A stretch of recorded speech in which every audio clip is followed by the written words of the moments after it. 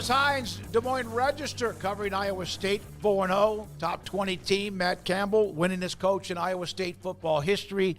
They just keep going about their business. They host Baylor on Saturday evening, and Travis joins us on 365 Sports. Travis, thanks for your call and time. How would you describe, and would the words methodical, efficient, how would you describe the identity of Iowa State football this year? I think methodical and efficient works. The word I would use would be workmanlike. I mean, they have been very good, not overly impressive, certainly not incredibly dynamic or dominant, but they have taken care of business week in and week out. I mean, they were down 13-0 in Iowa City in week 2 and came back to win, demolish Arkansas State, take care of Houston. It's been a very workmanlike. I think they've just done their job week in and week out. And when you look at who they are, the schedule that they have in front of them, that can take them pretty far. Travis, this team, for the most part, played all together last year. Now, like you said, they have not been spectacular yet. But does that maybe bode well for that coming? Because they do have such ridiculously good continuity on this team. Yeah, I mean, I think the question is, are they going to have a breakout at running back? Like, that's the biggest thing offensively, because we know how good Rocco Becht is. We know how good the wide receiver tandem of Jaden Higgins and Jalen Noel are. Like, those guys are dynamic. What we don't know is, do they have a true weapon at running back? And right now the answer has been no. They've been able to be efficient and productive by committee, but so far we haven't seen what's been a hallmark of Matt Campbell's best teams at Iowa State, and even going back to Toledo, with that dynamic running back like a Breece Hall or a David Montgomery, who now we see highlights of every Sunday. So that is the big question for the offense. And if that doesn't materialize, can the passing game continue to lead the way in a way that it really hasn't in Campbell's tenure, even when Brock Purdy was here, because you had David Montgomery and you had Breece Hall. So that'll be the big question offensively. On the other side, I think it's workmanlike, where you've seen coordinator John Haycock have some of the nation's elite defenses year in and year out. And I don't know that they have a star on that side of the ball like they have, whether it was a Mike Rose or a Will McDonald in years past, but they do have a lot of really good all Big 12 caliber players that are playing really good football right now.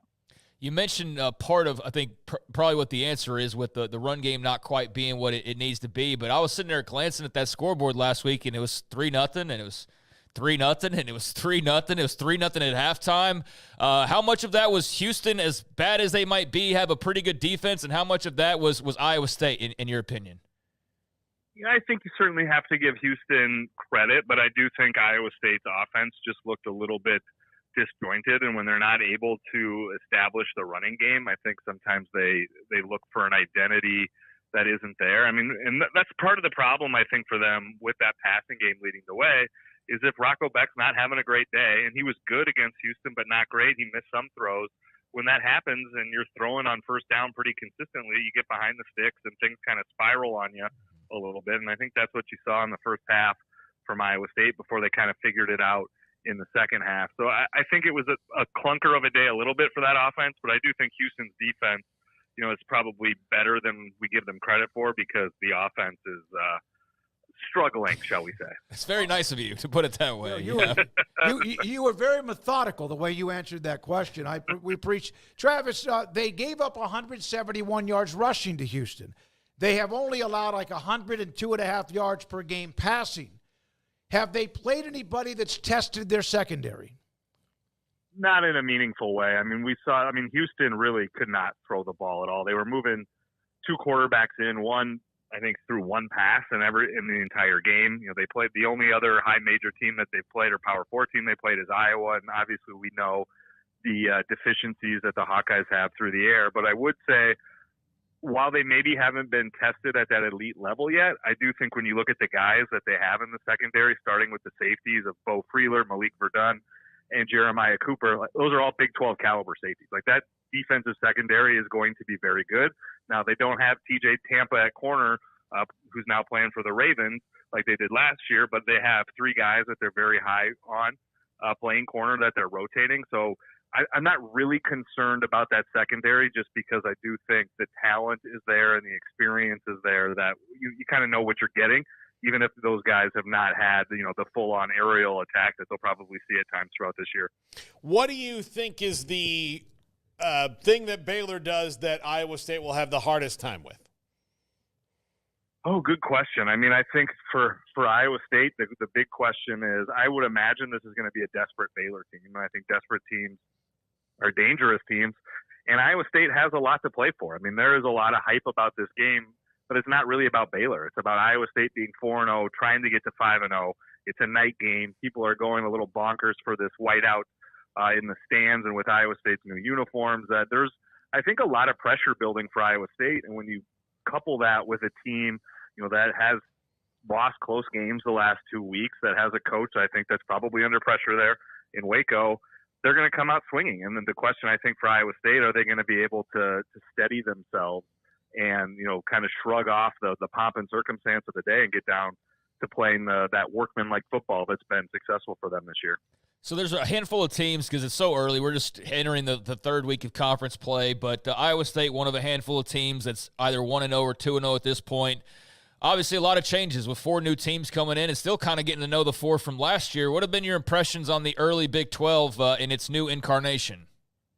Incredibly wide open. I mean, I think I'm not breaking news there, but it just seems there's a lot of probably very good, but maybe not great teams. And then there's some teams in the middle that if you can project out some growth throughout the year, that can probably join them in really contending at the top of the league. And I think when you take out the likes of Texas and Oklahoma, that's obviously going to clear the decks a little bit for teams to be able to compete at the highest level within the league. And it's probably going to take a few years to shake out the hierarchy of what this looks like going forward. But, I think, again, there's a lot of good teams. I don't think we've seen a great team emerge yet.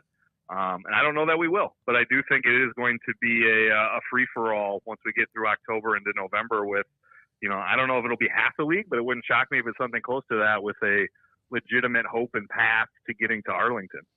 Jack Trice Stadium is underrated. Unless you've been there, you understand it, and you've been there a lot, Travis. I've been there. The tailgating is first class. It's unbelievable, and yet the crowd is locked in, as you would expect. And so kind of explain, do they have a home field advantage at that stadium? Yeah, without a doubt. I mean, it's not an overwhelmingly huge venue like going to a Horseshoe or a Big House or, even Oklahoma or Texas, but, that's 65,000 strong. They're there before kickoff.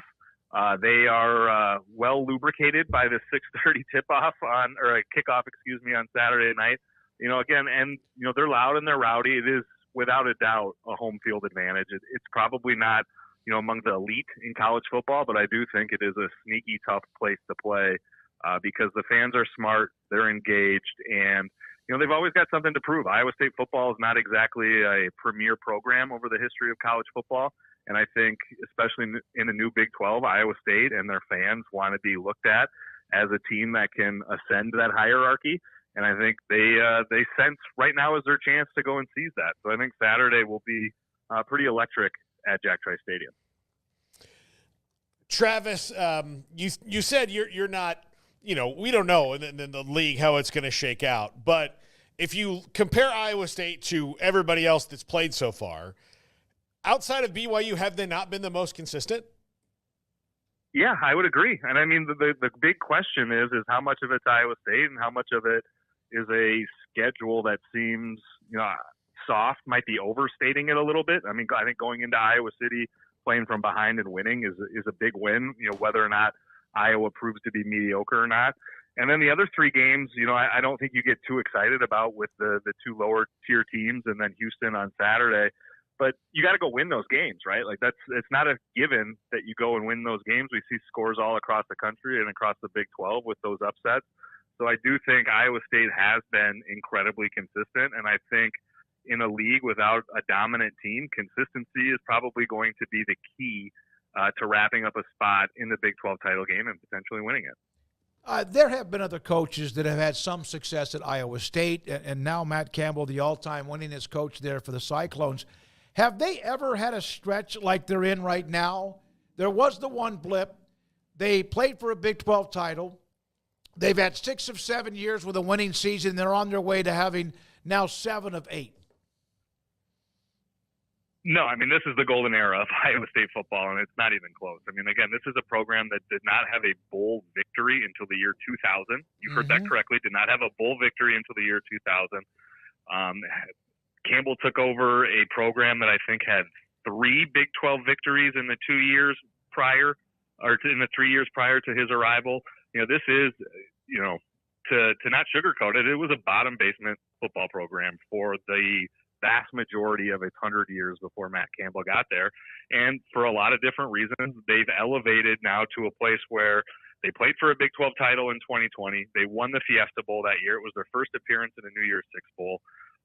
Obviously, 2021, they got to a bowl game, but with everybody back from that 20 team, it was disappointing. But it still ranks as probably one of the 15 or 20 best seasons in Iowa State history. And now you're seeing a huge ramp back up after a disappointing 2022. I mean, these are the good old days for Iowa State football right now, without a doubt. Travis Hines with us from the Des Moines Register on 365 Sports. You mentioned that Baylor obviously backed against the wall. A couple of devastating losses. One, especially in Boulder, then last week they started to tease the fan base and then they couldn't finish. Dave Aranda on the hot seat. What do you see? I'm not sure how often you've watched them, but what do you see whenever you have?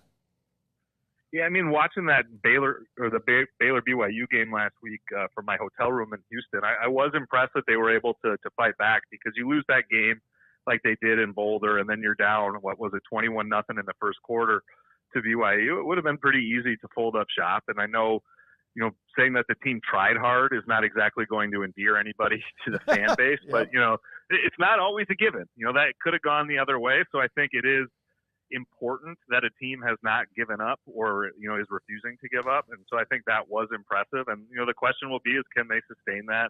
And can they try to pull a little bit of momentum there? And this is a really tough spot for them. They're going against a good team on the road at night in a game that means a lot to Iowa State. So this is a tough spot for Baylor, but if they're able to show some of that grit and toughness that I think you saw in the second half against BYU, I think there's no reason why, you know, this is a game that it will be already over heading into the fourth quarter. Travis, thank you for your time, man. Appreciate it. Always great to have you on. Des Moines Register, Travis Hines with us on 365 Sports.